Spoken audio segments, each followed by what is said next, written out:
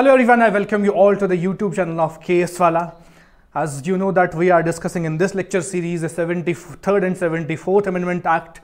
Till now हमने जो complete किया हुआ है that is 73rd Amendment Act, जिसमें हमने ये सीखा कि जो रूरल एरियाज़ है वहाँ पे लोकल गवर्नमेंट कैसी होती है, पंचायत जो है वो कैसे वहाँ पे स्ट्रक्चर्ड है, कंपोजिशन है, everything about the rural local government, जिसमें हमने ये देखा कि इंडियन कॉन्स्टिट्यूशन में पार्ट 9th ऐड हो गया था एंड आर्टिकल 243A से लेके 243O तक ऐड हो गया था. So today what we are going to see that is the 74th amendment act which was enacted in the same year 1992 जब 73rd अमेंडमेंट एक्ट एनेक्ट हुआ था. लेकिन ये जो अमेंडमेंट एक्ट है किसके बारे में है, उसी लोकल गवर्नमेंट के बारे में फिर से बात होगी, लेकिन ये वाली लोकल गवर्नमेंट कहां पे होगी, in the urban areas, not in the rural areas, because there is a big you can say that difference between the rural areas and urban areas. Rural area के लोग, उनका कल्चर, उनकी society बिल्कुल अलग होती है as compare to the urban areas. So इसीलिए urban areas के लिए जो गवर्नेंस है, लोकल जो गवर्नमेंट है, उसको अलग रखा गया इन 74th अमेंडमेंट एक्ट. अब इस एक्ट का मतलब क्या है कि कुछ और चीजें जोड़ी गई इन हिंदुस्तान के आईन में, into the constitution of India, जिसको किसके फॉर्म में लाया गया, 74th अमेंडमेंट एक्ट. सो ये किसके बारे में हमें कहते हैं, म्युनिसिपैलिटीज. अब म्युनिसिपैलिटीज क्या है, ये वही लोकल गवर्नमेंट है in the urban areas. But before going into this type of government, we need to know what is an urban area, how we will define this urban area. अब हम तो define नहीं करेंगे, but define किसने किया है India में urban area को? It has been defined by Census Department of India. इन्होंने बताया कि अर्बन एरिया क्या है, अर्बन एरिया को कैसे हम डिफाइन करते हैं किसमें, इंडिया में. तो जिन्होंने क्राइटेरियाज दिए सेंसस डिपार्टमेंट ने अर्बन एरिया के, वो क्या क्या दिए. सबसे पहले इन्होंने कहा एक ऐसा एरिया, छोटा सा एरिया जहां मिनिमम पॉपुलेशन 5000 लोग वहां पे रह रहे हो, 5000 पीपल. लेकिन इसका अब ये डिफाइंड बाउंड्री नहीं है कि कितने एरिया में 5000 लोग रहेंगे, क्योंकि कहीं ना कहीं पे तो 5000 कंप्लीट होंगे ही. लेकिन जब ये दूसरा क्राइटेरिया इन्होंने दिया तो उससे हमें पता चला कि 5000 कहां तक कंप्लीट हो सकते हैं. दूसरा जो क्राइटेरिया था वो जो इन्होंने दिया दैट वाज अबाउट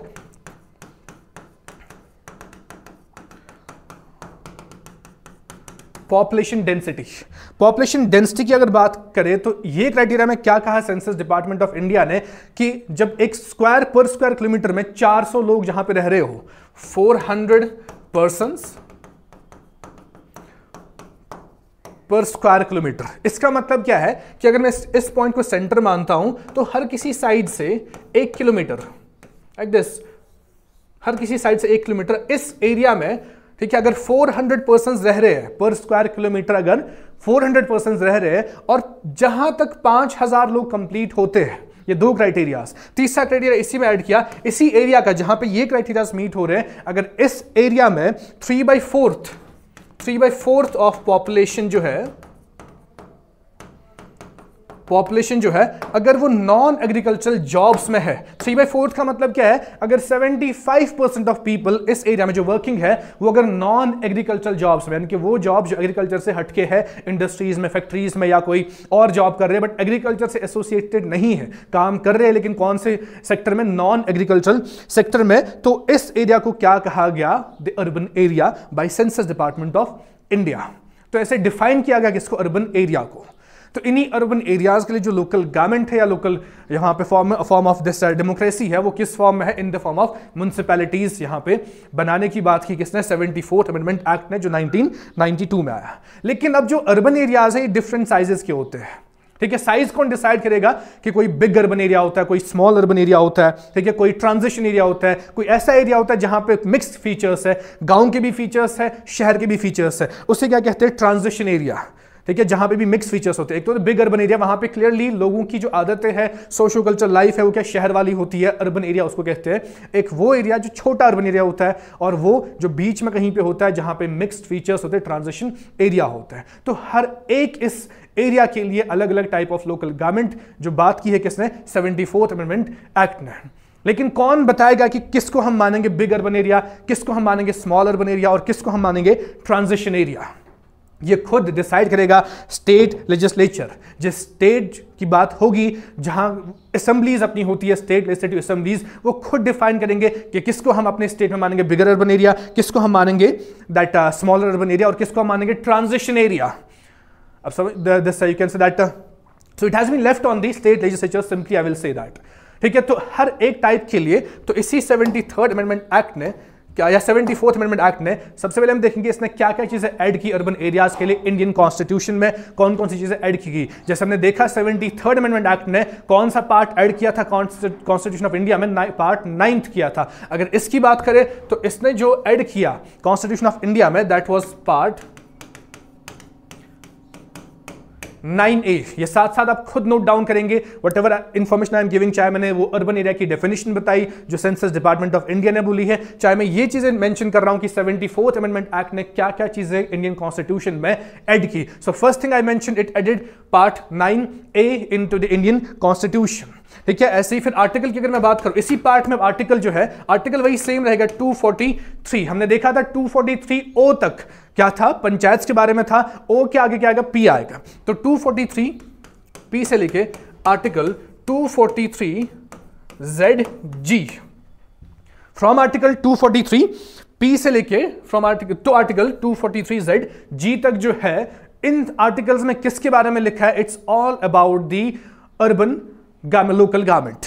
ठीक है, तो इसको कहते भी अर्बन लोकल गवर्नमेंट, तो या इनको आप कह सकते हो म्युनिसिपैलिटीज। एक और चीज इसी अमेंडमेंट एक्ट ने ऐड की इंडियन कॉन्स्टिट्यूशन में, एक और शेड्यूल। जैसे हमने देखा था पंचायत के लिए कौन सा शेड्यूल आया था, it was 11th schedule of Indian constitution, लेकिन जो म्युनिसिपैलिटीज के लिए आया था last schedule of Indian constitution, that was schedule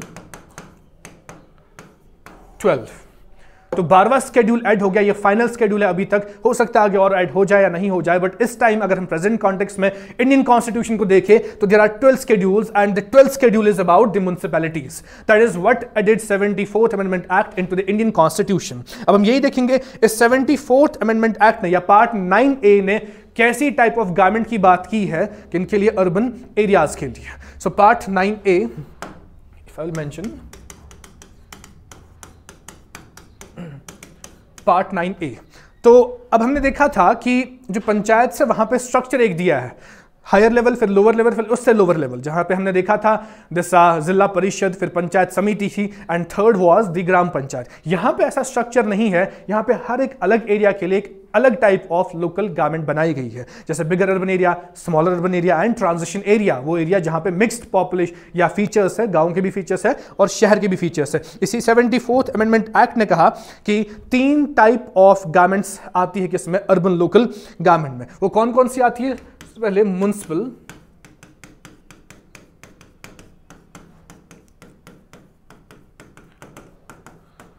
corporation.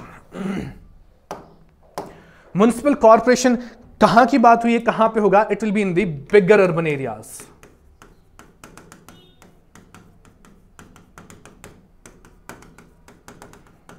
Bigger urban areas. जो दूसरी बात की, जो दूसरा not this subordinate to this municipal corporation, या दूसरे किसी एरिया के लिए अलग जो लोकल गवर्नमेंट की बात की शहरों में, वो था municipal council.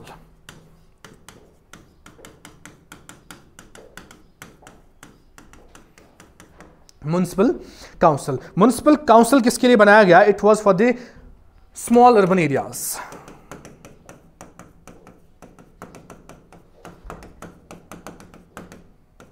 Small urban areas. और तीसरी लोकल गवर्नमेंट की बात की गई, that is about nagar panchayat. अब ये किन के लिए, the areas which are having the mix features of rural areas as well as features of urban areas. ये कौन से बात, ये किस एरिया की बात कर रहा है, अबाउट द ट्रांजिशन एरियाज या ट्रांजिशन जोन्स। तो ये 3 type of local governments urban areas में बताया किसने, 74th अमेंडमेंट एक्ट ने। इट इज नॉट की हायरार्की है कहीं पे, इट इज जस्ट कि एरिया के हिसाब से उनको एक अलग बॉडी दी गई है लोकल गवर्नेंस के लिए। कुछ और लोकल गवर्नमेंट्स भी 74th अमेंडमेंट एक्ट ने कहा है, जैसे फॉर एग्जांपल लोग कुछ होते हैं जो आर्मी कैंप्स के अराउंड रहते हैं। अगर मैं यहाँ श्रीनगर की बात करूँ, there is Badami Bagh cantonment area. वो कैंटोनमेंट एरिया क्या है, वहां से तो आर्मी कैंप है और उसी एरिया में कुछ लोग भी रह रहे हैं, वहां के लोकल रेजिडेंट्स रहते हैं, तो उनके लिए भी कुछ ना कुछ लोकल गवर्नमेंट होनी चाहिए। तो उनके लिए जो कैंटोनमेंट एरियाज है वहां के लिए अलग जैसा लोकल गवर्नमेंट होती है कैंटोनमेंट बोर्ड्स की फॉर्म में। We will discuss this also, but जो मेजर 3 फॉर्म्स है जो लोकल गवर्नमेंट है अर्बन एरियाज के लिए, वो कौन से, municipal corporation, municipal council and nagar panchayat. So will mention in this, आप लिखेंगे इसमें part 9A, you heading as part 9A, और जो बाकी चीजें मैंने पहले बताई, आई होप कि आपने हेडिंग लिखी होगी 74th अमेंडमेंट एक्ट, आपने डेफिनेशन लिखी होगी अर्बन एरिया की, आपने वो चीजें भी लिखी होंगी कि 74th अमेंडमेंट एक्ट ने कौन कौन सी चीजें ऐड की इंडियन कॉन्स्टिट्यूशन में. So after that will mention part 9A and in this we will write with respect to rural local government, with respect to this rural local government, part 9A में लिखेंगे आप, with respect to rural local government, it is a three-tier structure. It is a three-tier structure, but urban local government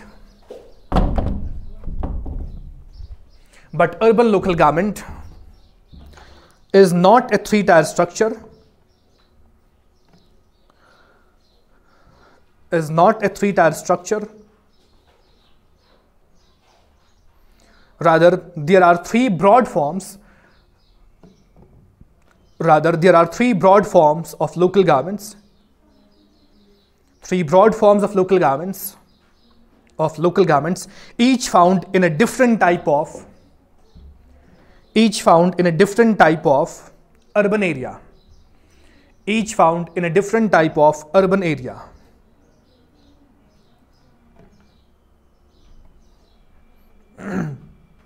Next, okay, 74th Amendment Act mentions about three broad types of urban local governments.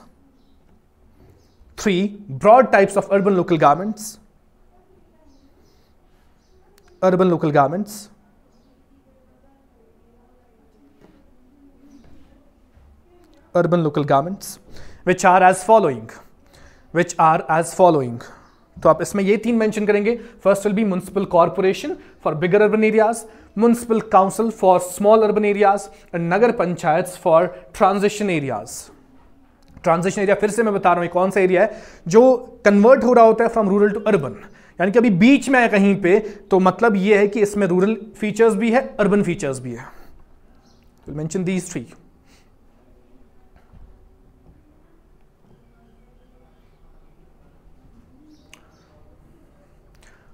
So first we will discuss about municipal corporation. So next heading we will give as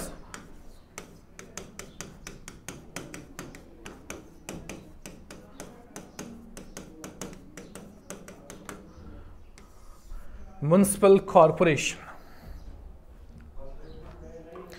तो एक ऐसी urban local government है जो कहां पे है, बिगर urban areas में.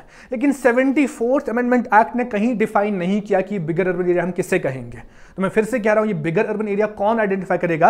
Respective state जो है, वो स्टेट असेंबली जो है वही डिफाइन करेंगे अपने हिसाब से अपने बिगर अर्बन एरिया को, क्योंकि हर एक स्टेट इंडिया में अलग है, फीचर्स अलग है, पॉपुलेशन अलग है, कैरेक्टरिस्टिक्स अलग है, डिफरेंट लोग, डिफरेंट कल्चर्स है. तो इसीलिए स्टेट्स तक ही रखा गया है कि स्टेट्स खुद डिफाइन करेंगे कि उनके स्टेट में किसको वो बिगर अर्बन एरिया मानते हैं, किसको वो स्मॉल अर्बन एरिया मानते हैं. तो दैट इज वाई कि 74th अमेंडमेंट एक्ट ने बिगर अर्बन एरिया को डिफाइन नहीं किया है, लेकिन म्युनिसिपल कॉर्पोरेशन किसके लिए? It's for the bigger urban areas. So will mention into this, it is a form of urban local government. It is a form of urban local government seen in bigger urban areas. Form of urban local government seen in bigger urban areas. Bigger urban areas. Next we'll mention, though the definition of bigger urban areas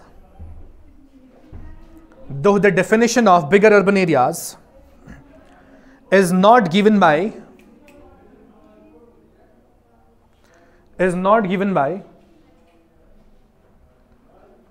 74th Amendment Act. 74th Amendment Act and has been left on the states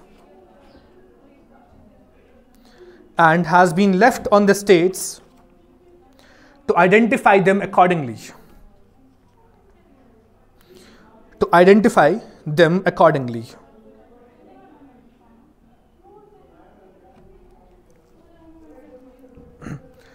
To identify them accordingly.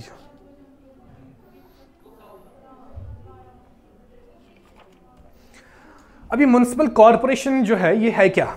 अब municipal corporation एक ऐसी body है जहां पे representatives होते हैं किसके? Urban areas के. लेकिन कैसे, जिस एरिया में जिस बिगर एरिया में अर्बन दिशा म्युनिसिपल कॉर्पोरेशन बनाया गया, लेट इट बी, हमारे केस में एग्जांपल इज श्रीनगर, यहां पे जो म्युनिसिपल कॉर्पोरेशन है इसमें मेंबर्स कहां से और कैसे आते हैं।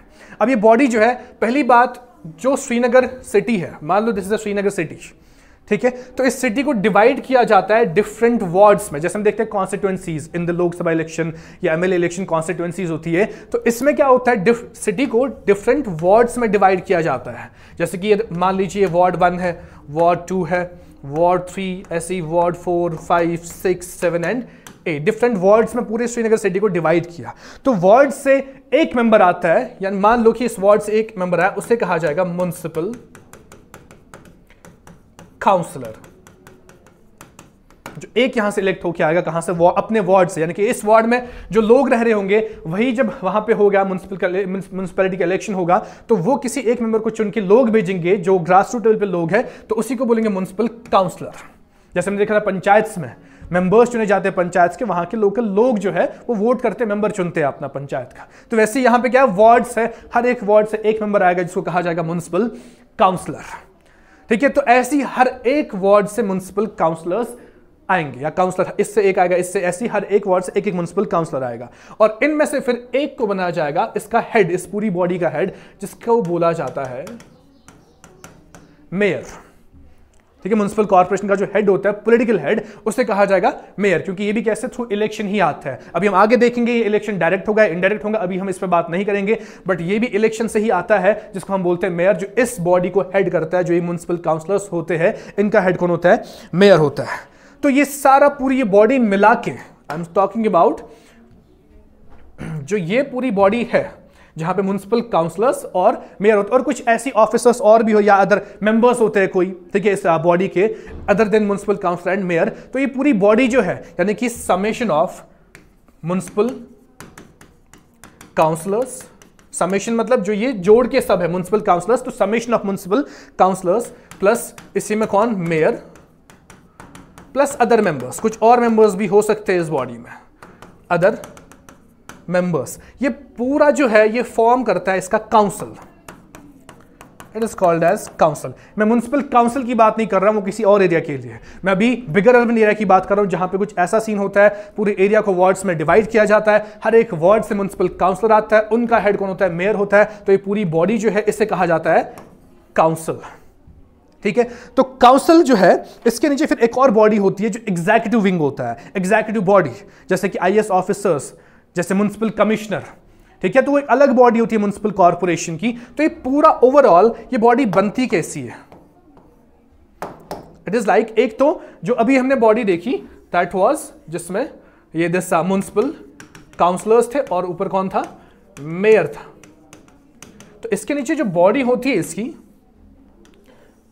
ठीक है, यहां पे इस बॉडी का हेड जो एग्जीक्यूटिव बॉडी है। अब देखो ये अपने एरियाज के लिए लॉ या कुछ भी रूल्स अप्लाई करेंगे या कुछ भी बनाएं, जो भी laws in the form of जो डिलिब्रेशन है, इन द फॉर्म ऑफ जो लॉज है, वो कौन बनाएंगे, ये बनाएंगे अपने एरियाज के लिए मिलके बनाएंगे। लेकिन इंप्लीमेंटेशन पार्ट किसका, एग्जीक्यूटिव का है। इस बॉडी का हेड यहां पे कौन होगा,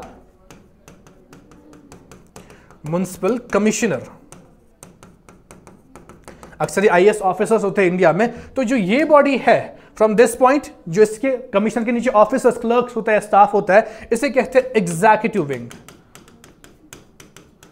executive wing of municipal corporation. और जो ये बॉडी होती है जहां पे मेयर और म्युनिसिपल काउंसलर्स प्लस अदर कुछ मेंबर्स होते हैं, इसे कहते हैं deliberative wing. It is called as deliberative wing of municipal corporation. यानी कि बताते ये है करना क्या है और करते कौन है, ये बॉडी करती है, जहां पे हेड कौन होता है, म्युनिसिपल कमिश्नर। तो ये पूरा स्ट्रक्चर है किसका, म्युनिसिपल कॉर्पोरेशन का, ठीक है। So you will write in this, अगर आप ये स्ट्रक्चर्स बनाना चाहते हो आप बना भी सकते हो for the ease of the, जो आपको रिविजन करने तो वहां पे बहुत ईज होगा आपके लिए। तो नेक्स्ट जो पार्ट है theoretical part, you will write this, the entire constituency under municipal corporation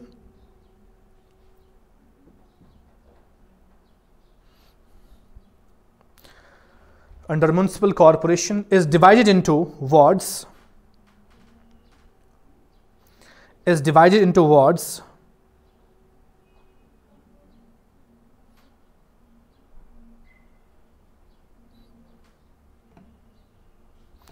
divided into wards, and each ward is headed by a municipal councillor.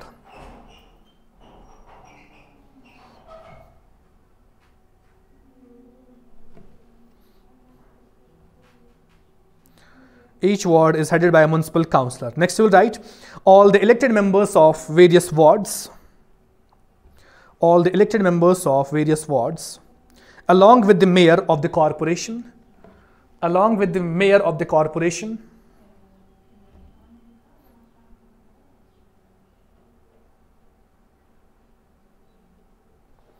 mayor of the corporation, and some other members,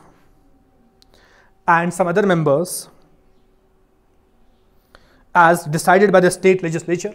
जो other members की बात कर रहा था मैं, ये कौन है? ये स्टेट लेजिस्लेचर्स कुछ मेंबर्स भेजता है ताकि स्टेट लेजिस्लेचर भी म्युनिसिपल कॉर्पोरेशन में रिप्रेजेंट करे.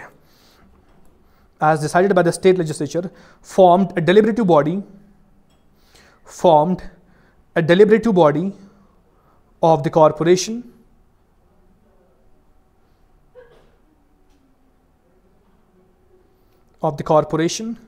which is called as council.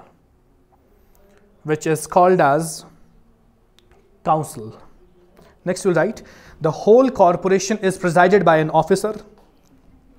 तो सबसे हेड जो होता है पूरे इस म्युनिसिपल कॉर्पोरेशन का वो कौन है? खुद मेयर है. Is presided by an officer known as mayor,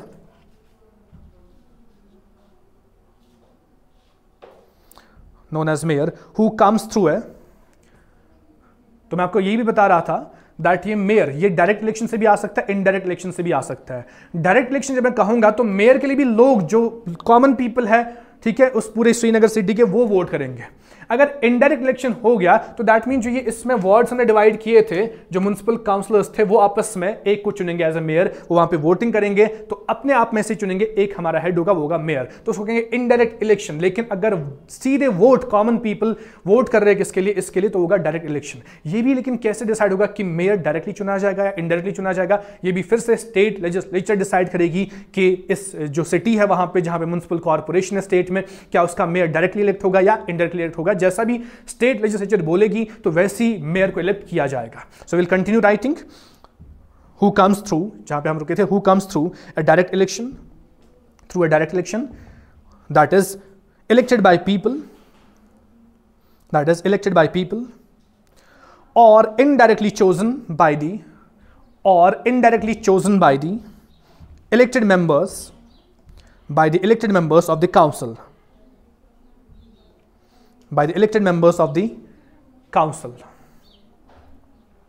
brackets में वहीं पे आप मेंशन करेंगे which is to be decided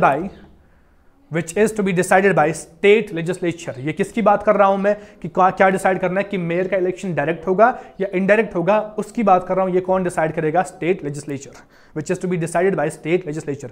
Next point you will mention the entire executive wing, मैं इस विंग की बात कर रहा हूं, the entire executive wing of municipal corporation is headed by municipal commissioner.